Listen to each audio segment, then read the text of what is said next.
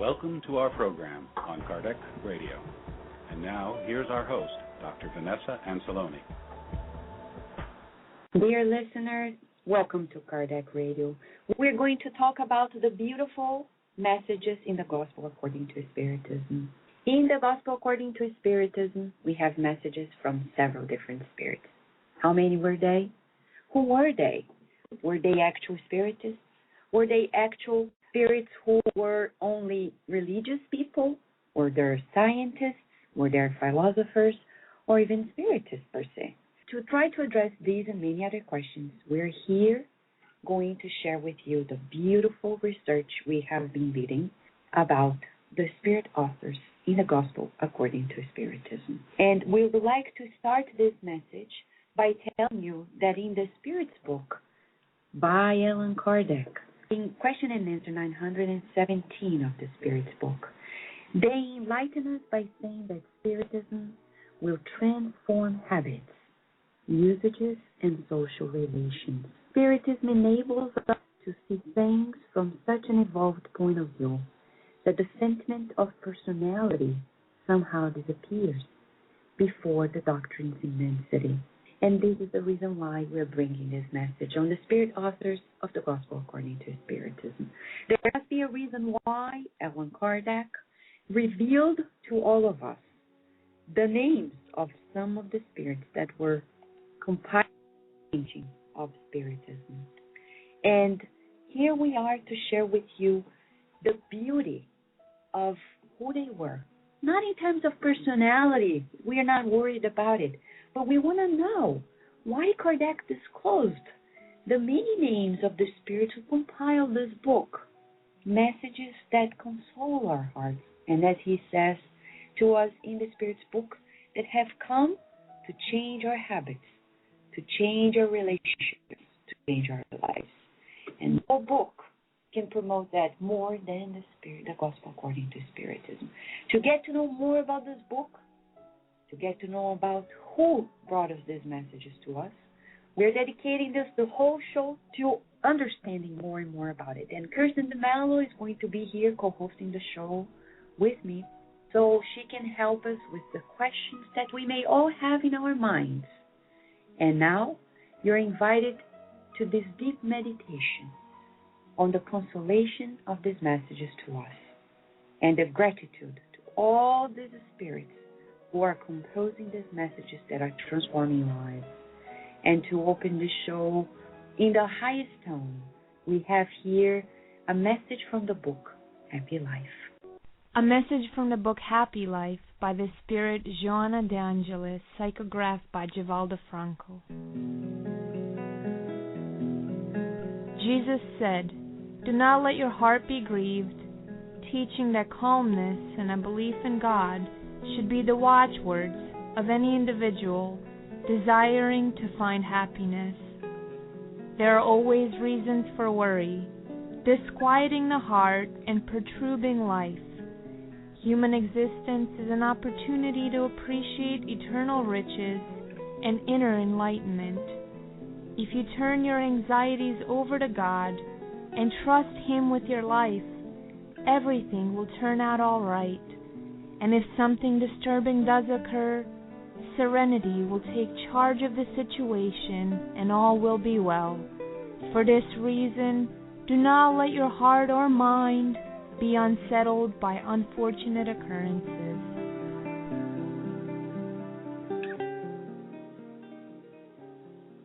We will return to our program after these messages. Looking for a gift this holiday season?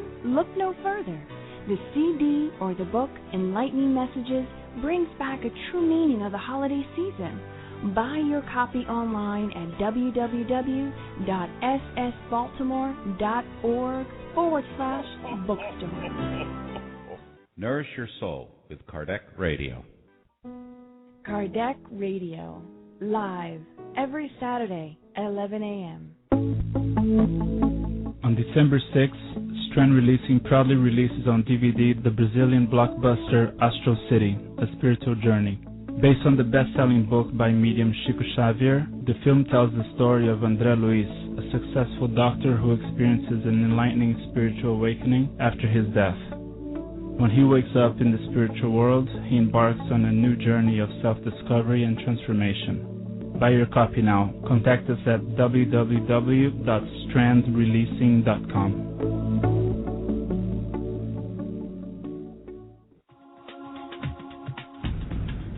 The newest edition of the Medium's book by Allan Kardec is now available. Purchase your copy online or via your ebook reader. Simply go to www.edicofamerica.com today.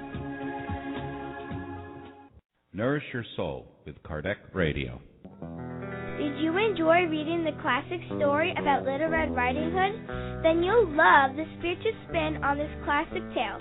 The Big Bad Wolf, reincarnated by Rock Jacinto, is a great way to share new perspectives to your children about spiritism and the law of action and reaction. Purchase your copy online at www.ssbaltimore.org. Join us every Thursday live, Evolution in Two Worlds, a journey of the soul through the teachings of the Spirit Doctor, André Luiz. Connect at www.tvcei.com, Channel 2. And now we return to our program. Dear listener, here with you to talk about the Spirit authors in the Gospel According to Spiritism.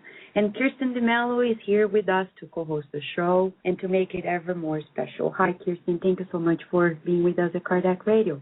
Sure. Good afternoon, Vanessa. Thank you for having me. All right. It's so exciting to know more about the spirits that bring so many consoling messages to us, right? It is. It truly is amazing. This recent research that you have done on the various different spirits that have communicated. It's always been a question of ours. How many spirit authors really are in the Gospel according to Spiritism? Because there are various, for sure. During your research, I imagine that you must have come across a lot, right? I mean, could you say how many spirit authors there are? Yes. Many people may be asking, why is it so important to know about the many spirits that are there? And I think it's interesting to share that when somebody brings you a message, you either trust or you do not trust, depending on the credit, the reputation of the person. That's one of the reasons why we were so interested in investigating more deeply this book, The Gospel According to Spiritism, to understand, especially, for example, why the codifier revealed the names of some of the spirits, and not necessarily all, but especially in the Gospel, why he made sure that we knew that some messages were coming from XYZ spirits, because you observe that in all of these books, we have no mention whatsoever to the mediums of this book, that nowadays we're so used to publishing a book, and we publish a book as a medium, and the medium almost becomes the author of the book, displaying his or her name in the front cover, whereas the messages were not actually coming from the medium, but through the medium. Completely different from Kardec's approach, in which he published all these books, and he didn't unveil the names of the mediums. Of course, he did it so mostly to protect them at the time, because there were a lot of implications for their own lives, and they were women mediums who were actually teenagers, and he was protecting them from the social turmoil that would have caused at the time. Of course, now it's a different time, but we would recommend that we all think about the fact that when Kardec discloses the names of the spirit authors and not the mediums, it's because the focus is actually on those who actually bring the messages. That's what Chico Xavier did all the time. He kept no copyright of his books, and he always said that the credit to all of his books was to the spirit authors and not necessarily to him. That's why we have conducted this research on the spirit authors of the gospel, because the spirit authors here, they compose the main, it's as if we talk about the nervous system, they are the spinal cord of this book. So we would say, according to the research, there are 48 spirits, that author messages in this book. Of course, we know, Kirsten, that Allan Kardec was already very well aligned with the codification proposal, that he was able to compile the book and to dictate the order of the chapters, of course, given the agreement of the spirit at the time. But 48 main spirits compose messages that make a lot of difference in our lives. And I would say more. Of these 48, 17 of them actually give more than one message. That's really interesting. I mean, it really is. And I think you really pointed out some really good points that, why Kardec mentioned and allowed the spirits sign their name. Hahnemann, I know probably at some point in the show we can mention him as well. Hahnemann, St. Louis, and many other various spirits, the importance of why their names were put, I think is very significant. And also, I'm sure later in the show we will also discuss about who these people were, perhaps, and what they signified for the spirits' collaboration as a whole, right? I'm sure that at some point we will transition to that as well. Yes, we will talk about many of them. Because, again, why did Kardec disclose some of their names? Not necessarily all, but some of them. Because then, it's like, for example, somebody tells you, oh, this happened, and like, who are you to tell me this? That's how human mind processes things. Who are you? Why should I believe you? What's your background?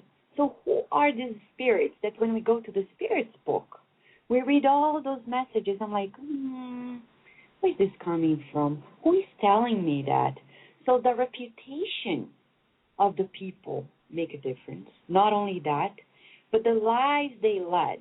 These are people who in their past life, who in their most recent life, they were already considered saints or good people in their heart. They were already aligned, and there you go, why we should really listen to these messages as well. We agree. People are out there asking, Kirsten, oh, but it's all about the name, and Kardec says we should be careful. Yes, but in this book, if Kardec discloses the name, we should pay more attention, because there is a close relationship that I observed between the messages that they gave and the lives they led, their own experiences. It's very, very interesting to understand. And I think as we understand about the spirit authors, we think that we can allow these messages to have a special tone in our heart. And I'll give an example for people who are listening to us and maybe asking, what does it mean? For example, Joana de Angelis. Joana de Angelis, according to Divaldo Franco, has brought to us two messages in this book. Messages about patience and also about to him who has been given will be given more. And we know in her life as Joana de Cusa, she had to undergo a lot of patience, especially with her husband at the time. There was a time she wanted to give up the life with her husband because he was very rude and very rough. And she talked to Jesus. And she said, Master, I want to follow you. And I would give up my whole life to follow you. And he turned to her and said, if you want to follow me, you take care of your family, stay there. And when the time comes, you will be able. That's the way you will follow me, by fulfilling your duties there. And she did. And soon after, unexpectedly, he died. The husband died. And then she was freer to follow Jesus' teachings. And we know the end of the story. She followed it so much. She got so much involved that she actually became one of the martyrs in Rome with her son, according to Divaldo. And she came in Kardec's time as a name of spirit friend, according to Divaldo Franco, and gave these two messages, one about patience and the other one, to him who has more will be given. These two messages tell much about her life and also advices to her mentees later on. For example, look at Divaldo Franco. Basically, this is just to illustrate the spirits that are on the behind the scenes of these beautiful messages that illuminate our hearts day in, day out when we read this book. Absolutely. Absolutely. These are really interesting findings. I believe that many of our listeners and we ourselves are very intrigued by, because we see that the work that was put together in collaboration of the good and benevolent spirits with Kardec and the many mediums was on purpose, as you stated earlier, that the names that were revealed were on purpose. And even for those that weren't revealed, like you just mentioned, Joanne de Angelis, in that chapter where she talks about patience and she signs a spirit friend, as though Givaldo was explained that was her. Even still, the message is so moving for us, as are all the messages. But getting back to the topic at hand about the spirit authors in the Gospel according to Spiritism, it's also really interesting to note, and I think we'll also discuss this further in the show as well, as how many messages each author brought. And does that have significance also in your research that you did? Do you think that has significance? For instance, if Hahnemann brought just 2 messages, or perhaps maybe, Lazarus maybe just brought 3 messages or 10 messages, whatever have you, do you think that has more significance? Yes, there are 17 spirits that gave more than one message, and there is a reason why. I'll give an example. The one that brought us more messages is the spirit of St. Louis. And only when we get to know who he was and who he was for the codification of Spiritism and his role as the mentor of the Spiritist Society of Paris, that there is actually almost like a theme around some of what they disclose. Let's talk, for example, about St. Louis. Who was St. Louis? St. Louis was Louis IX. He was one of the kings of France.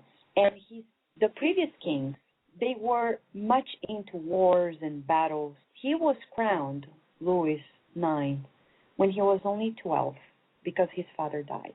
And then he started ruling during his minority. That's what they say.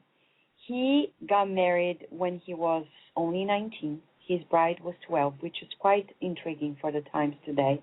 But that was a different time, we understand. He had 11 children with his wife. The difference he made was that he was truly Christian, and he created a peaceful and just kingdom, quite different for the time. He devoted himself to people. He founded hospitals. He visited the people who were sick, and his patron was actually St. Francis. So he was truly religious, and he was a very different king for the time. And later on, he becomes the main mentor of Allan Kardec, the Spiritist Center in Paris, and guiding all the steps. In the Gospel according to Spiritism, he's the spirit that brings more messages than anyone else. No wonder, because he's the mentor. And then if we study the messages he brought in, basically he wrote messages in 5 different chapters.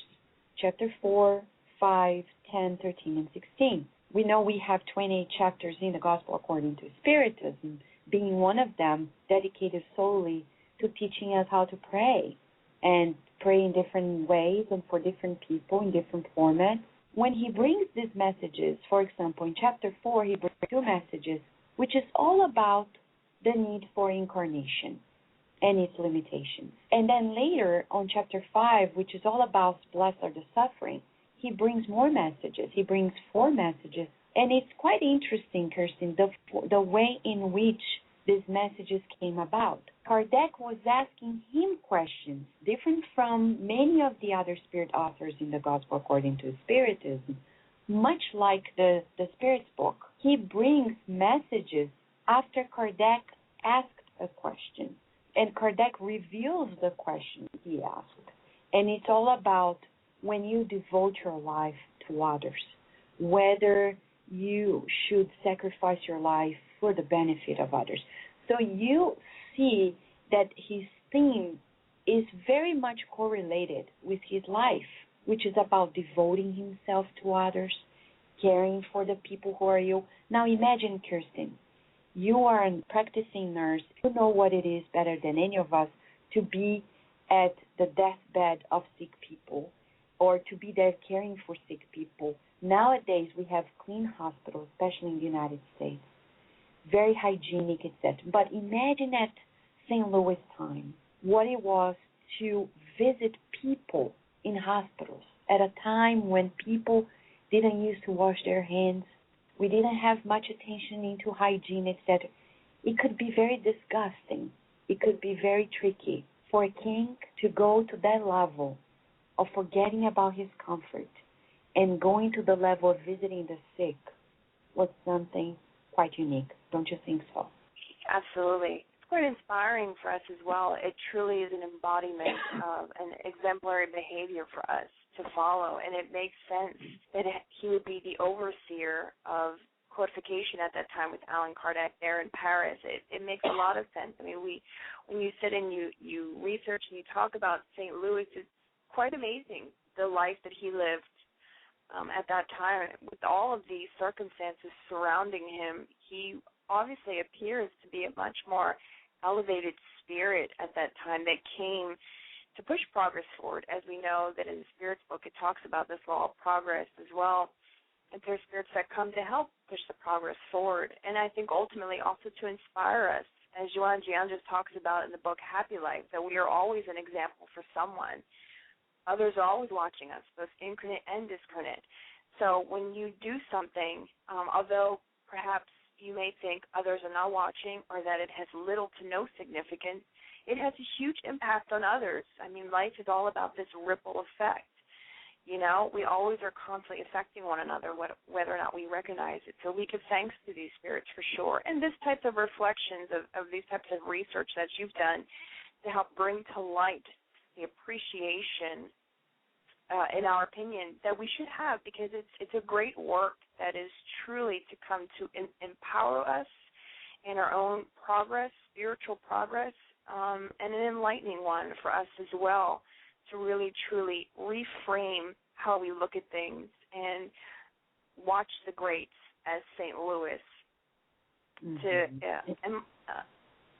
exemplify them. Do you know what I mean? Exactly. And imagine, as a king, you are so empowered and entitled to reprehending others. And he dedicates 3 messages in chapter 10 about what to do in that regard. Again, the same mode of being, and that's what question and answer. Kardec asked the question and he answered.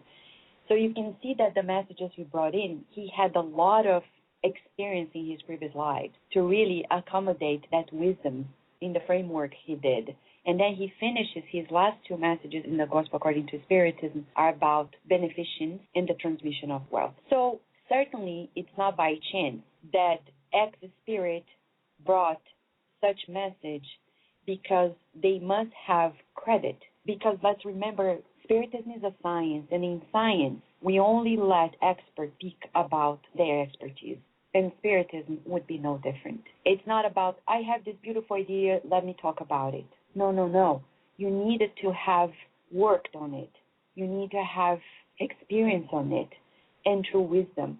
So it's not by chance that Kardec allowed us to know the names of some of the spirits. So we know by the lives that these people have led in that very reincarnation, the correlations, that they have a lot of credit.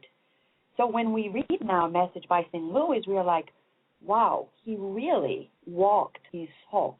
So now his message comes in a different tone for us. If we believed it before, great. But Spiritism is not about believing per se in blind faith. It's about the rational mind behind it.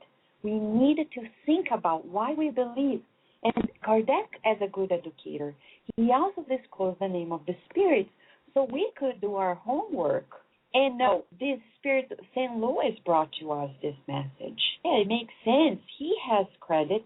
Why should I believe in him when he says that it's fair to sacrifice our own lives to the benefit of the general good? Because he did that as well. And then it becomes even easier for us to accept it. Now, there's another thing when you ask the question, Kirsten, about who were these spirits. We want to highlight here before we give our next break that majority of these 48 spirits, they had Christian background. They were Catholic. No wonder, because in France at the time makes a lot of sense that the correlation would be those. But not all of them were actually French in their last reincarnation. And that's important to note, because after the first message in the book by the Spirit of Truth in the preface, talking about Spiritism and why this message has come, the first spirit in the Gospel according to Spiritism that brings us a message is not a Christian spirit. He is an actual Jewish spirit.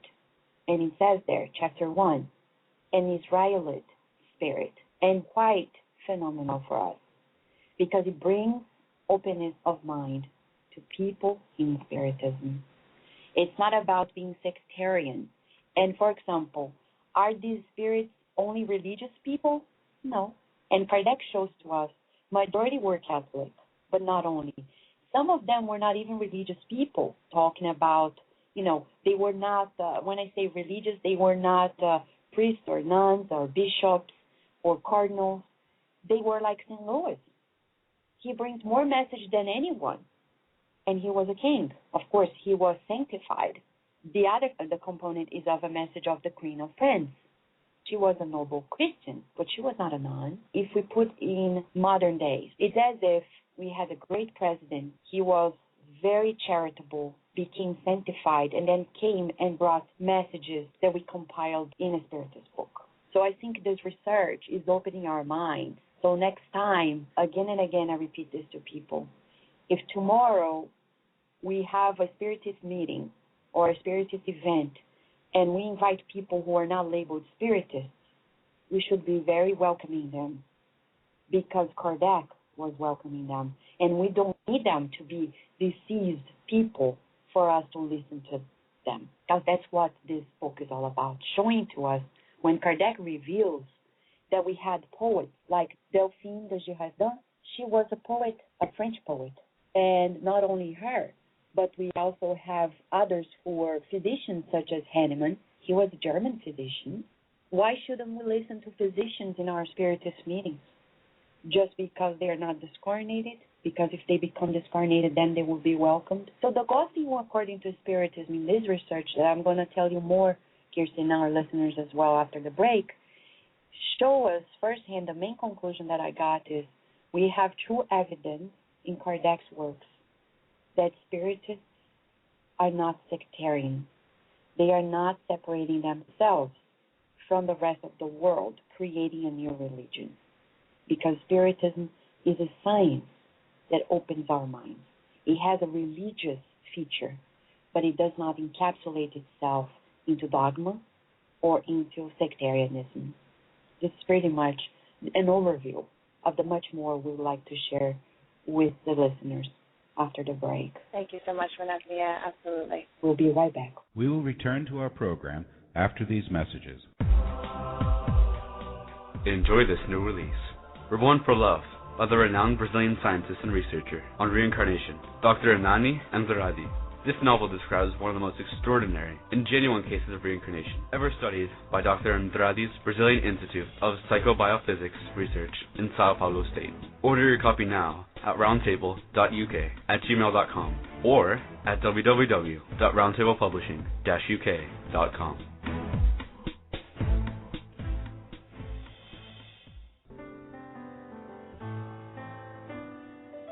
Spiritist Network, your gateway to on-demand Spiritist videos. www.spiritistnetwork.com. Spread the word. Kardec Radio, to learn more about Spiritism. Want to find a good way to explain life after physical death to kids or teenagers?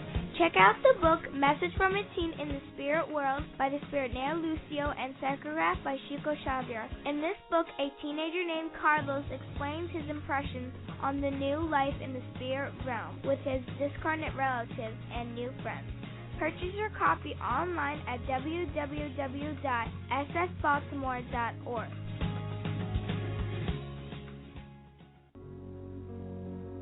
The Spiritist Magazine is a trimestral, digital periodical that publishes the latest news on the Spiritist thought and the movement in the USA and worldwide. Subscribe now at www.spiritistmagazine.com.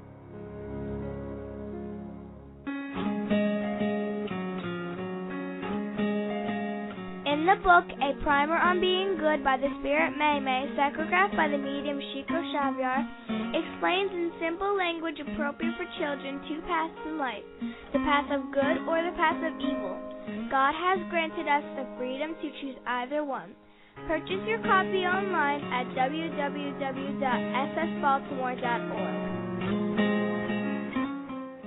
Now we return to our program. Dear listener, we are here to tell you about these messages of the Spirit. And Kirsten and I have been talking about it, and here we are. Hi, Kirsten.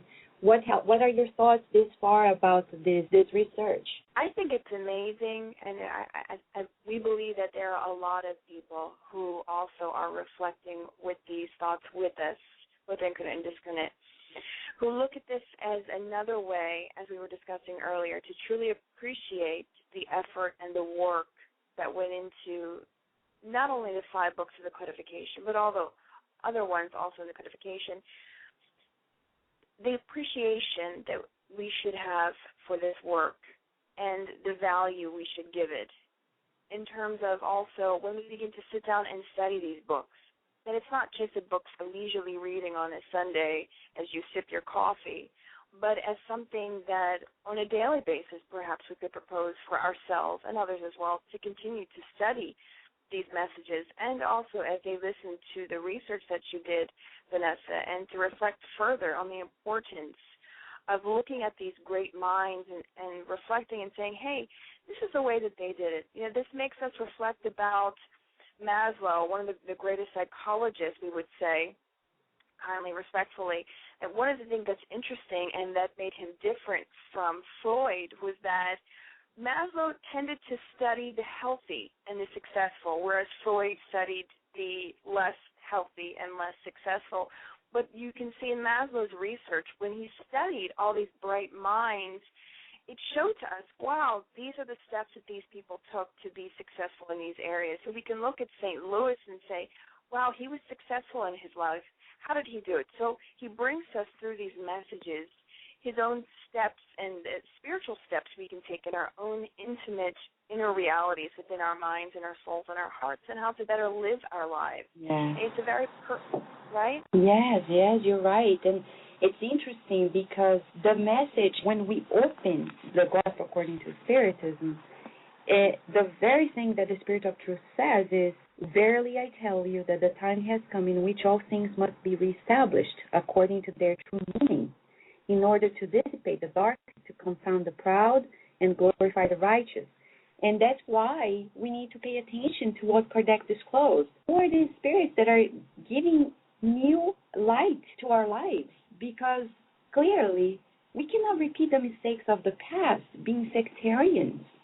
Because when Kardec opens this book with chapter 1 and shares that the first message is from a Jewish spirit, clear-cut he's telling us, we're not here to separate ourselves from anybody else. And if you see the other ones, they are mostly Catholic priests, nuns, bishops. There are philosophers, renowned philosophers at the time, writers, not only French mostly, but not only, missions, as the case of Henneman. And we talk about only one being an actual spiritist. If we go to the Gospel according to Spiritism, there's only one message that was brought by an actual spirit that was a spiritist. And who was he? Sensen. Sensen, in chapter 5, which is all about blessed are the ones who suffer, he is the only spiritist spirit who was bringing a message in this book. And why do I say this? Because I say he is a spiritist spirit because he, as Kardec says, former member of the Parisian Spiritist Society. He died and then came back to talk about the laws of loved ones and premature death. And Kardec included his message in this book, The Gospel According to Spiritism. It's the only spiritist spirit, in the sense of the word, that brings a message in this book. Everybody else, they were not actual spirits. They were mostly Christians, but not only. There are people who were scientists like Pascal, Blaise Pascal. Who was Blaise Pascal? Blaise Pascal beautifully brought to us two messages, one in chapter 11 and one in chapter 16. And who was he? He was this French mathematician, physicist, inventor, writer, and he was a Catholic philosopher. He was a child prodigy, and his father was a tax collector.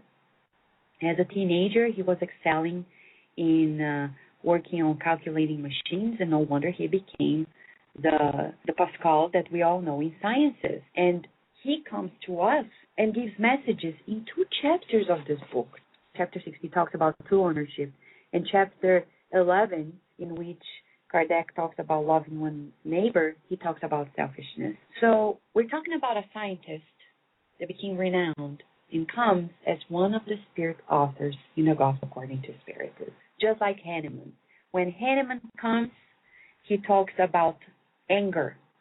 Anger in chapter 9. Chapter 9 of the Gospel according to Spiritism is a chapter solely dedicated to blessed are the meek and the peace-loving. And he gives us a message about anger. We're talking about physicians, scientists giving us recommendations for new virtues and wellness in life. This is a clear message to everybody out there who sometimes asks us why bring so many scientists to Kardec Radio. This is the reason why. We are following the footsteps of the codifier, Allan Kardec, because they're human beings just like us, who is actually entitled to talk about life, spirituality, spiritism, if people have a background. And that's the main observation that we got from who these spirits were. And of course, there is a spirit of truth that is above everybody else. This is basically categorization of who these spirits were. They were mostly Catholic, but not only. And actually, Hahnemann was of a Lutheran background. So now, when we study this, we open our hearts even more to allow these teachings to soothe our soul. You know, Vanessa, it comes to our minds that what you're saying coincides so beautifully with something that Jesus said, and also that is shared in the Gospel according to Spiritism, that a tree is known by its fruits. So we don't necessarily have to know what tree the fruit came from, but if the fruit is good, then we know that it came from a good and healthy tree. So likewise, we propose the same for those who, as you just mentioned, were priests, were nuns, were whoever they were in their previous incarnations that they identified themselves with. That's not as important as the message that they brought, and as well as the bridging up of the current-day, modern-day scientists who also are sharing in this universal teaching that Kardec and the good benevolent spirits shared with us, that these teachings do not belong to Spiritism, but they are vast and throughout the world. And we know that in the Gospel according to Spiritism, in the opening introduction, when Kardec explains about the universal teaching, where he says that messages from across the world were brought through mediums, sent to him to compile, to research, to study. So we see it's from everywhere and elsewhere that these teachings have been compiled. So we know that it's not, you talk a lot about, you mentioned sectarianism, so we don't want to repeat prior mistakes perhaps in becoming sectarian, but we want to be all-encompassing, inclusive, not exclusive. And we believe through studying Kardec and Spiritism that that's what it's about, and also joined with the teachings that Jesus brought and showing us through his exemplary behavior that we should accept one another. I mean, how many times did Jesus go and have dinner with the tax collectors and talk about these other outcasts of society, the Samaritans? And he discussed these. Why? On purpose. And as we learn in the Gospel according to Spiritism, when Kardec brings a definition of the Samaritans and the publicans and explaining who they were and the significance of why Jesus had mentioned them, because he accepted the outcasts of society, as should we. We should find in all of us, and this is not a personal opinion, this is through research in Spiritism, that we should find a common thread that is sown throughout all of us, and that is where we should find our harmony, not in our differences. Because as you just mentioned, Joanna had been a nun, and that is the persona that she showed herself. St. Louis, in his own right, also was who he was, and that's who he associated himself with. So it's for us to really to think about and say, let's not look at our differences, because for sure some might say, like you mentioned, well, that's a nun, that's Catholicism. No, but you see very clearly the message she brings about patience. It's consoling, it's enlightening, it's empowering, and that's what we love. That's what truly brings so many to Spiritism, is these messages. Exactly, right? and Kardec didn't do that. He opened a clear dialogue with everyone, and there are many people out there, especially scientists like Hahnemann and Pascal, two main scientists in the previous centuries that came and brought messages that make so much of a difference in our lives. And here we are. It's the compilation of Spiritism. Now, if we want to know a little more about it, he also brought to us messages from people back to Jesus' time. Like talk about Jesus' time in the sense of, the first Christians. For example, Paul, the apostle. He has message in this book as well. Not only him, but Erastus, who was his disciple. And actually, Erastus is one of the spirits that has more than one message in this book. And it's quite interesting. The disciple of Paul also coming along in joining forces with Paul in the codification of Spiritism as well. For example, Caritas, people talk about this spirit in the prayer of Caritas all the time. And this spirit was a Christian martyr and brought up one message, but a very straightforward message about beneficence in chapter 13. And then you see the correlation of the life led by the spirits, and then later the message they brought to us. It's not by chance. For example, St. Augustine. St. Augustine is one of the spirits that brought more messages in the Gospel according to Spiritism than any other one besides St. Louis. And he brought 7 messages, 3 of them in chapter 3, which is about the inhabited worlds, in which he talks about the world of trial and expiation, regenerative worlds, progression of worlds. And then on chapter 5, which is about suffering, he talks about evil. On chapter 12, when we talk about love of the enemies, he talks about dwelling. And then chapter 14, which is one of the most beautiful of his messages, honor your father and mother. He talks about children's ingratitude and family ties. It's one of the most beautiful messages in this book. And finally, chapter 27, he talks about the joy of prayer. St. Augustine had such an interesting life. And it's amazing that he becomes one of the greatest disseminators of Spiritism. And let me read one of Erastus' messages on chapter 1, talking about St. Augustine and why we should pay a closer attention to St. Augustine and his messages in this book, especially when he talks about the transition of the world that we're living in. If we follow through his 7 messages, we have a good recipe for the transition of the world, understanding why we're undergoing the problems we are, but the certainty that things are progressing, talking about even the remedy of evil on chapter 5, then the need of not dwelling with people, making family the foundation for the transformation of society, and finding joy and strength in prayer. Erastus talks about St. Augustine, and for us, especially Spiritism, we have to pay close attention to him and his messages, because Erastus says, St. Augustine is one of the greatest disseminators of Spiritism.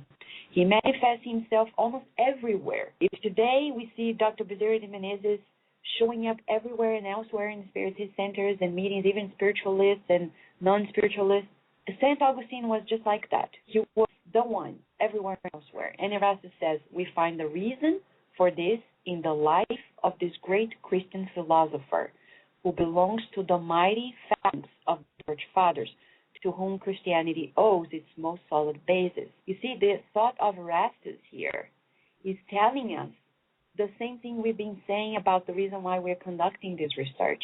We need to know who they are, so then we give even more credit to the work that Kardec put together. And he continues, like many others, he was uprooted from paganism, or rather from the most profound impiety, by the splendor of the truth. When in the midst of his excesses, he felt in his soul that strange vibration calling him back to himself, enabling him to understand that happiness lay elsewhere than in debilitating and fleeting pleasures.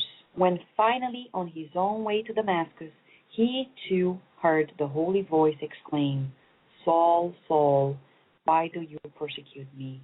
He exclaimed, my God, forgive me. I believe I am Christian.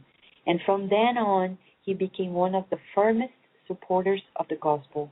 In the famous confessions that this eminent spirit left us, one may read the simultaneously characteristic and prophetic words he uttered after having lost Saint Monica, her mom.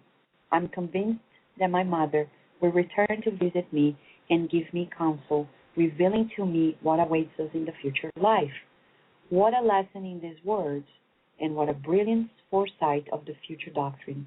This is why today, seeing that the hour has come to divulge the truth that he had predicted, he has become its ardent propagator and has multiplied himself, so to speak, in order to answer all who call upon him. This is a message that became immortalized in the compilation of the book, The Gospel According to Spiritism, Chapter 1, by the Spirit Erastus.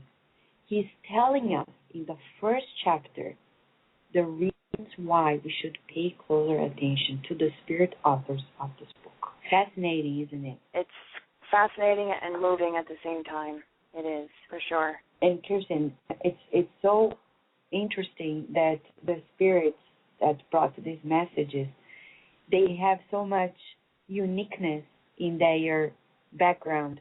And as Erastus is teaching us here how to read this book, how to understand it, and then to understand the mindset of Kardec when he allowed us to know the spirit authors of this book. Because let's go back to the spirit book. At that point in time, only in the Prolegomena, we have an idea about some of the many spirits, amongst them Benjamin Franklin, who authored the answers of the spirits in the Spirit's book. But you don't know much of it. You know, in some cases, in some of the 1,019 questions and answers of the Spirit's book, who were the spirits, amongst them St. Augustine as well, St. Louis and others, but not in all questions. We don't have an author per question of the Spirit's book.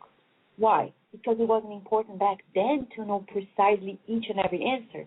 But in the Gospel According to Spiritism, which became one of the main pillars of the Spiritist teachings, it's of the essence for us to know who is there. But quite intriguing to know that of the 28 chapters, there are 5 chapters in which Kardec compiled it himself and did not add any spirit teachings. And guess which chapters these are, Kirsten? Which chapter are they? It's chapters 22 to 26. Of 28 chapters, 5 chapters, we're talking about almost like a fifth in which he talks about marriage and divorce, about the passages in Jesus' Sign in chapter 23 when he talks about the strange morals, passages that are so tricky for people to understand when he said, like, who are my mother and my brothers? They are all of you who follow the will of God, pretty much on those lines. And in the chapter 24, when he talks about that teaching on do not hide the lamp under the bushel, how many people are spiritists? And they're like, oh, it suffices to me to be home reading books, and I'm not going to bother myself being a spiritist center because human nature is so complicated, people don't understand me, and that's a whole chapter dedicated to those minds who are not courageous enough to go there and share the light that illuminates their lives. And then chapter 25 about seek and you shall find, and 26 about give freely what you have freely received. This is very interesting. These chapters needed no extra spirit teachings because Kardec could compile based on the previous teachings and well aligned. And this is quite interesting for us. Besides those 5, the other, and the last one, which is actually a prayers, the other 23 chapters or 22 chapters, discarding the last one about prayers, we have messages after messages of the Spirit, these spirits that we have mentioned this far, which is quite interesting for us to observe. It's quite interesting as we were all reflecting with these thoughts, and perhaps maybe we might think to ourselves, Vanessa, why is it important to really know about these authors? Maybe people are thinking, can I just go and study the gospel? Can't I just go and enjoy it and do with it what I wish or how I desire with my life? But is it right? Can we reflect also with Kardec and his approach to the spirit wrappings at that time. Perhaps he could have just taken it as it was and said, well, these are just things that are happening. I'll just accept it. These are just, people are just taking it as fun. I'll just enjoy it. But no, as a good-minded researcher, he said, no, there has to be a cause for this. Let's dig into this deeper. Let me research this. Of course, he had the huge help of the spiritual world as well as the incarnate mediums to assist him in this work. For sure, he was not alone. Along with Amélie Baudet, his wife, we can say that we could take sort of a Kardec approach to the Gospel according to Spiritism as well as the other codification and say, let's not take this lightly.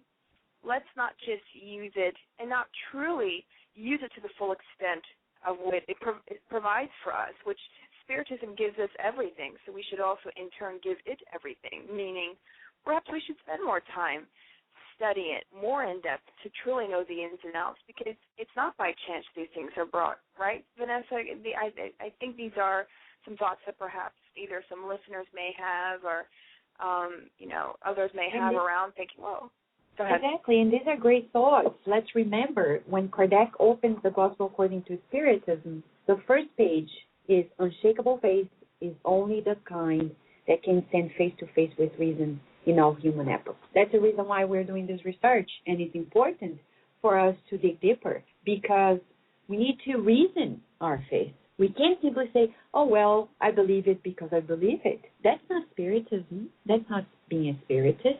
We need to reason. Why? Why does it make sense? Why such an educator as Allan Kardec has disclosed some of the names of the Spirit, especially in the Gospel according to Spiritism, that brought messages to us? Why? We need to think about it, because our faith needs to be unshakable. I believe it not because I believe it, but because it really goes hand in hand with reasoning. It's about, as Leon Denis said in the book Depois da Morte, it's about Spiritism aligning reason and emotion. We really need to do this research. Kardec clearly states in the beginning of the Gospel, it's about reasoned faith to make it unshakable.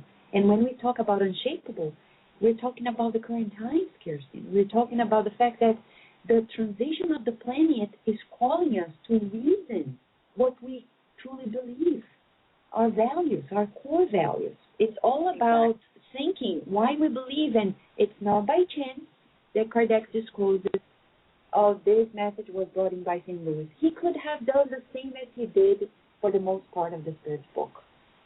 It wasn't important back then to reveal every single one of them. But when it came to the Gospel, because of the human attachment to sectarianism, then he discloses who they were. When we got to know, as we said already, that 48 Spirit authors brought to us 101 messages in this book that make such a difference in our life. Only one was an actual Spiritist, Sensi. The other one came from all different walks of life, mostly Catholic, but not only. We have even poets coming to dictate new guidelines for our lives. We have spirits who were protecting spirits of people in the meeting, and now become a new framework of life for us.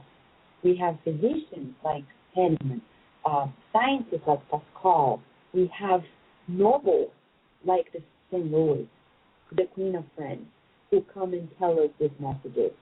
And we have Catholic priests, nuns, bishops, cardinals like Madeleine, Francois Nicolas Madeleine, who became also cardinals and are dictating this new way of living to us. So then the implications of this realization show us that we are walking side by side with the teachings of Kardec. We need to reason our faith. And I think that knowing, just like Erastus said in chapter 1 when he talks about St. Augustine, knowing who these spirits are make a difference for us. But I would say at the same time, Kirsten, if you're somebody who simply wants to read the message and believing as is, great. We're not asking you to doubt. That's not the reason why we're saying this. But we're giving all of us an opportunity to believe with reason and not blindly. We really need to study more the teachings. And that's why the spirits have brought in the gospel according to Spiritism. We need to love one another, but also instruct ourselves. And that's why Kardec Radio is here, sharing the news on the spirit authors in the gospel according to Spiritism, following the steps, the instructions received in the gospel. Kirsten, I'll give one last break before we go to the last part of our show. We discuss a little more about this, okay? Alrighty. We will return to our program after these messages. Looking for a gift this holiday season? Look no further. The CD or the book Enlightening Messages brings back a true meaning of the holiday season. Buy your copy online at www.ssbaltimore.org/bookstore. Would you like to liberate yourself from your life struggles or to find inner balance? The Inner Journey CD has 3 beautiful visualizations that will help you bring harmony to your life. As Joanna DeAngeli tells us to, live in a way that you leave enlightening footprints in your pathway as if they were stars pointing out the pathway to happiness. To find this CD, go to the bookstore on the Spiritist Society of Baltimore webpage, www.ssbaltimore.org. That is www.ssbaltimore.org, and start your inner journey today. Nourish your soul with Kardec Radio. Now in English, the book Action and Reaction by the Spirit Andrea Luiz, psychographed by Chico Xavier. Buy your copy online or via your ebook reader. Go to www.ediceiofamerica.com today.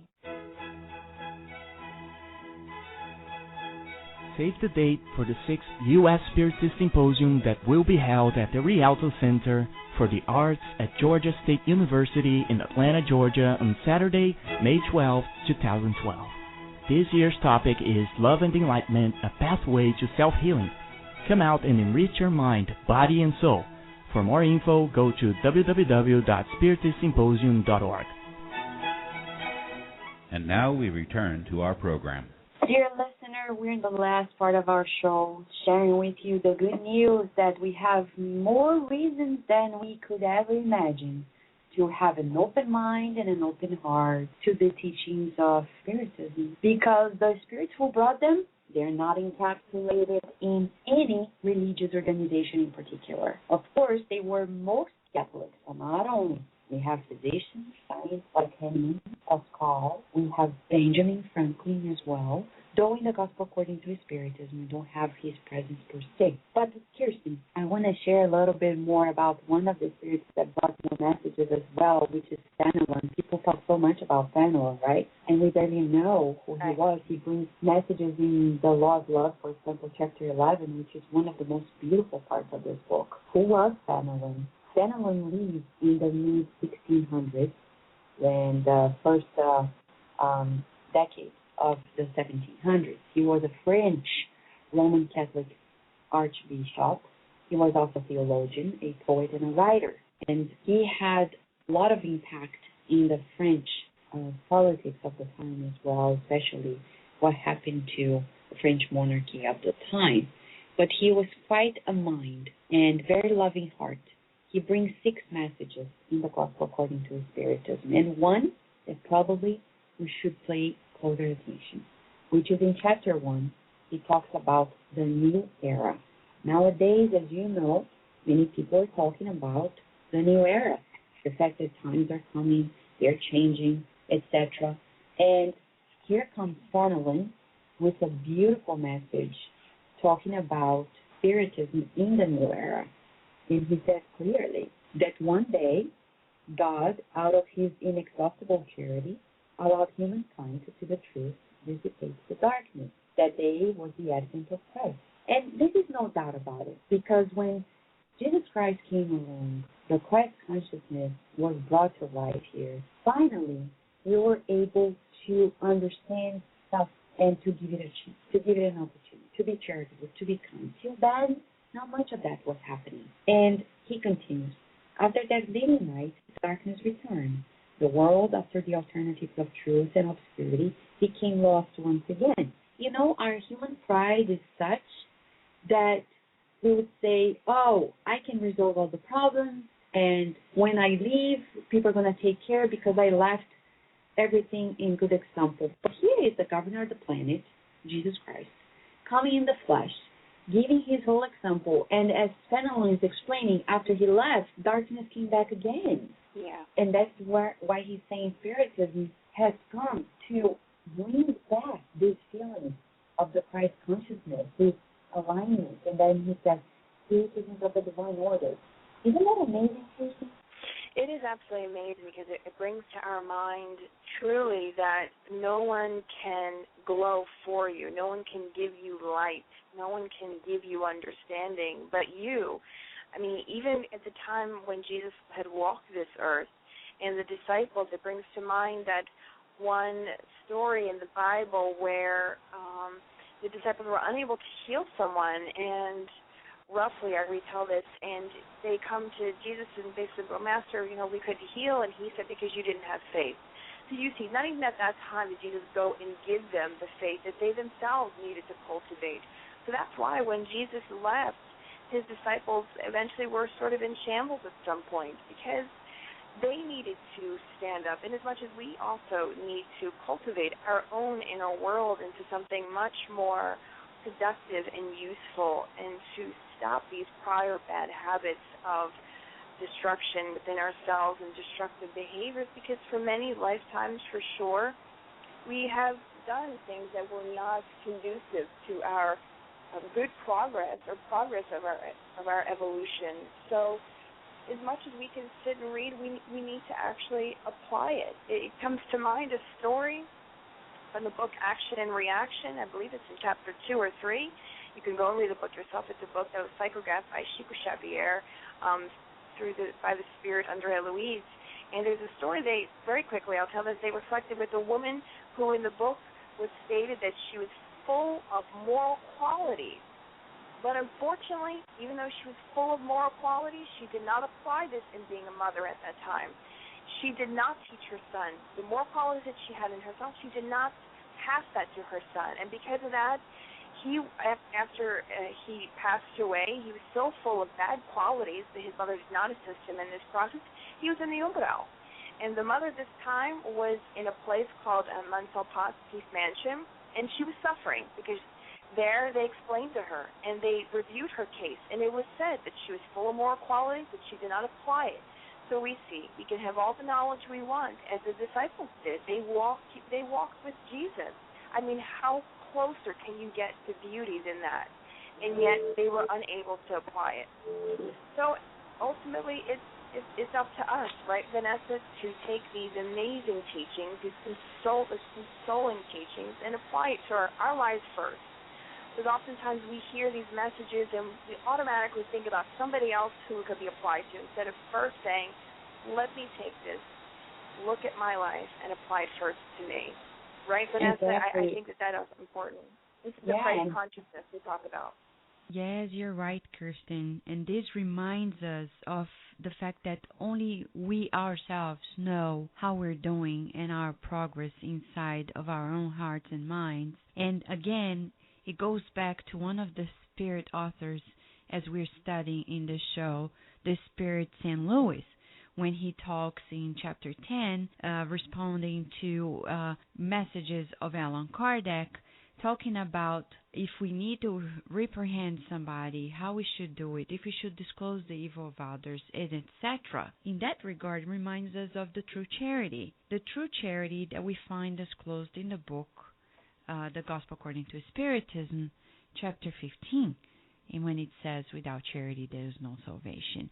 We're talking here about the fact that the Gospel According to Spiritism is a book that is quite scientific. And not only that, but it finishes with blind faith and sectarianism, because it becomes all-embracing. Because then we understand truly what Jesus came here to do. He came here for us to finish the separation, to finish these wars, to finish the competition amongst people, and try to calm down the flames of pride and selfishness. Basically, we need to remind ourselves that when Kardec brings to us, without charity there is no salvation, he's telling something that we say is quite scientific, because nowadays there is science proving that actually being charitable is healthy. It makes you feel better. It promotes wellness. And this is why Kardec Radio is bringing in 2012 a whole program on the science in the Gospel According to Spiritism, to show that this book is beyond an encapsulated religion. It's actually about true spirituality. It's quite scientific. And we're going to show cases such as, for example, the research of the leading authority, Dr. Stephen Post, who became a collaborator in the Spiritist movement in the United States by being interviewed at Kardec Radio, by being the keynote speaker at one Spiritist event in New York this past September, and sharing with us his science on being charitable.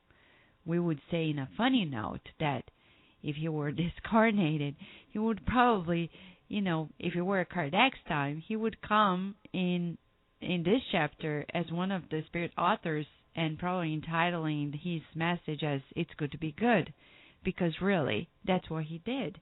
So, talking about this, if you want to have a summary of what the Gospel According to Spiritism is, we would recommend to you to go to the website of the Spiritist Symposium, which is www.spiritistsymposium.org, and there we have a collection of 21 posters that we put together years ago, and now are available for free to everybody. And amongst them, there's a whole poster describing the ins and outs of the Gospel According to Spiritism, and highlights some of these 48 spirits who authored the book, besides Allan Kardec, of course, who was incarnated at the time. And another program at Kardec Radio that we are promoting to make sure that we understand a little bit more about what is in this book is a program on understanding Socrates and Plato as the forerunners of the Christian and Spiritist ideas, as Kardec mentions in the introduction of the Gospel According to Spiritism. And to understand more about it, we are going to have two guest interviewers, Daniel Assisi from California and Dr. Raymond Moody Jr., who is actually a scholar and a PhD. Besides being a physician, he's a PhD in the works of Plato, and he's going to be with us to validate Kardec's thesis that it's right, they were, but let's know why. Yeah, dear listener, we have a lot to share with you. Thank God we do. 2012 is just around the corner, and we are going to have a lot more to share. But today, this is it. We're going to wrap up the show. And Kirsten, thank you so much again for being here with us and facilitating the show. Would you please share your final comments for today? Just to say thank you so much for having me here today. And the final thought would be that this book, along with the entire codification, truly has a means for us to find more happiness and joy in our lives. And it's a lot of hard work. And as much as a lot of hard work for Kardec and the good noble spirits and mediums to put this together, likewise, it's a lot of hard work ahead of us. But, it gives us a great amount of courage to continue to move forward with shows like this and the work that comes out of Spiritist centers like yours and many others of the U.S. It gives a lot of courage to continue moving forward, because sometimes we get very discouraged. But thank you so much for having me and for continuing to do this work. And God bless everyone. Thank you, Kirsten. Well, dear listener, here we have it. We are talking about the Gospel According to Spiritism, the making of it, the behind the scenes of it. We're talking about the spirits who authored it. The main part of this book that they share with us, Kardec including, is the advice that we should exercise the love of our enemies. It's probably the trickiest part of this proposal, but something that we really need to pay attention. And how do we begin in that regard? How do we begin it? Praying. And that's why in chapter 28, we have prayer. Prayer for those who are our enemies and those who wish us ill. Kardec says, Jesus said, love even your enemies. This maxim reveals to us what is most sublime in Christian charity. However, with it, Jesus does not mean that we must have our own enemies the same affection we have for our friends. With those words, he tells us to forget their offenses, to forgive the evil they have done to us, to repay their evil with goodness. Besides the merit of this, in God's eyes, it shows others what is truly superior. And then Kardec proposes as an example the following prayer. So let us join our thoughts right now to pray together for our enemies. We probably have them or not, but let's pray anyhow, because that's probably the first step into coming to a resolution and conciliation, whether it's going to happen in this life or in future lives. Let us raise our thoughts even higher and say in one thought and one heart, Dear God, I forgive my enemies for the evil they caused me and want to cause me, just as I want you to forgive me and them, to forgive them for the wrongs I may have committed. If you have placed them in my path as a trial, may your will be done, dear God. Keep from me the thought of slandering them, and from any malevolent desire against them.